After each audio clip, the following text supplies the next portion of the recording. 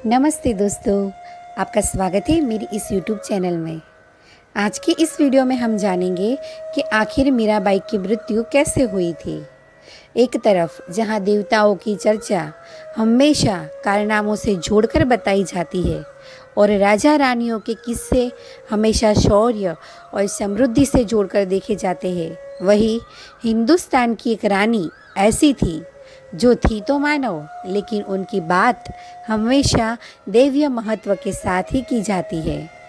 ये रानी थी मीराबाई, जिन्हें बहुत ऊंचा दर्जा प्राप्त है। मीराबाई को कई जगहों पर पूजा जाता है और कहते हैं कि उनके आसपास रहने वालों को कई चमत्कार देखने को मिले थे। मीराबाई मेवाड़ की रानी थी और श्री कृष्ण की भक्त थी। उन्हें अधिकतर लोग यही मानते थे कि वो दिव्य थी और श्री कृष्ण में ही विलीन रहती थी। आज हम आपको मीराबाई से जुड़े कुछ फैक्ट्स के बारे में बताने जा रहे हैं। मीराबाई को कई लोग संत मीरा भी कहते हैं और वो 16वीं सदी की कवित्री थी जो भक्ति रस के बारे में लिखती थी। वो जन्म से राठौड़ राजपूत थी और कट्टर परिवार की होने के बाद भी उन्हें निडर और सामाजिक माना जाता रहा। उनके परिवार ने उन्हें कई बार श्री कृष्ण की भक्ति से रोका, पर उन्होंने कोई ना कोई रास्ता निकाल ही लिया। मान्यता है कि मीराबाई ने कृष्ण भक्ति के लिए तुलसीदास से उपाय पूछा था।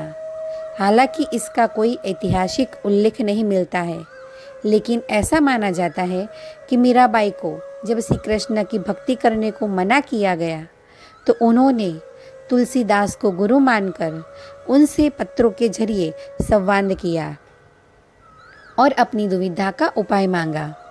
तब तुलसीदास ने उन्हें राम भक्ति करने को कहा और उन्होंने राम को लेकर भजन लिखना शुरू किया। इनमें से बहुत ही चर्चित माना जाता है एक भजन, जो है पायो जी मैंने राम रतन धन पाया। मीराबाई को लेकर ये कथा चर्चित है कि बचपन में जब किसी की बारात देखने घर की सारी स्त्रियां छत पर गई थी, वही मीराबाई ने माँ से पूछा था कि मेरा दूल्हा कौन है। वहाँ माँ ने कृष्ण की मूर्ति की तरफ इशारा करा और कहा कि है तुम्हारा दूल्हा, और तब से ही उन्होंने श्री कृष्ण को ही अपना पति मान लिया था। मीराबाई जोधपुर की राजकुमारी थी और जब उनके विवाह की बात चली तो उनकी मर्जी के खिलाफ उनकी शादी मेवाड़ के राजकुमार से कर दी गई।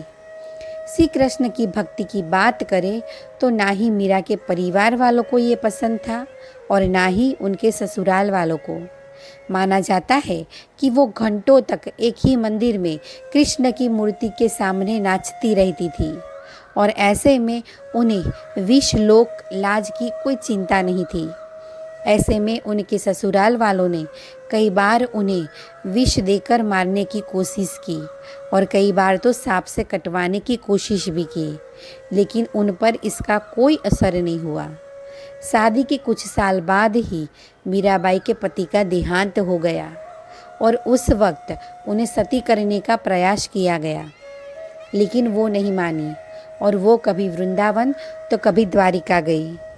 मीराबाई की मृत्यु को लेकर इतिहासकारों के बीच कई मतभेद है। कोई कहता है कि उन्होंने द्वारका में देह त्यागी थी और किसी के अनुसार वो वृंदावन में थी। मीराबाई को लेकर यह लोक कथा प्रचलित है कि उन्होंने देह त्याग किया था, लेकिन उनकी मृत्यु नहीं हुई थी। प्रचलित कथा के अनुसार कृष्ण जन्माष्टमी के दिन मीराबाई घंटों तक कृष्ण मंदिर में नाचती गाती रही और उनकी भक्ति देख पूरा माहौल दिव्य हो गया था। एक समय के बाद जब वो जमीन पर गिर गई और मंदिर के द्वार अपने आप बंद हो गए थे। जब कुछ क्षण बाद द्वार खोले तो दिव्य रोशनी चारों ओर फैली हुई थी।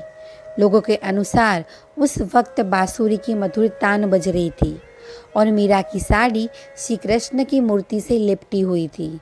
मीराबाई मरी नहीं थी, बस श्री कृष्ण में विलीन हो गई थी।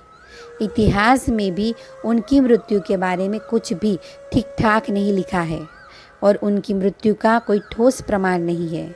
तो ये थी मीराबाई के बारे में कुछ रोचक बातें। तो कैसी लगी आपको हमारी ये वीडियो? अगर वीडियो अच्छी लगी तो लाइक करिए और चैनल को सब्सक्राइब करिए।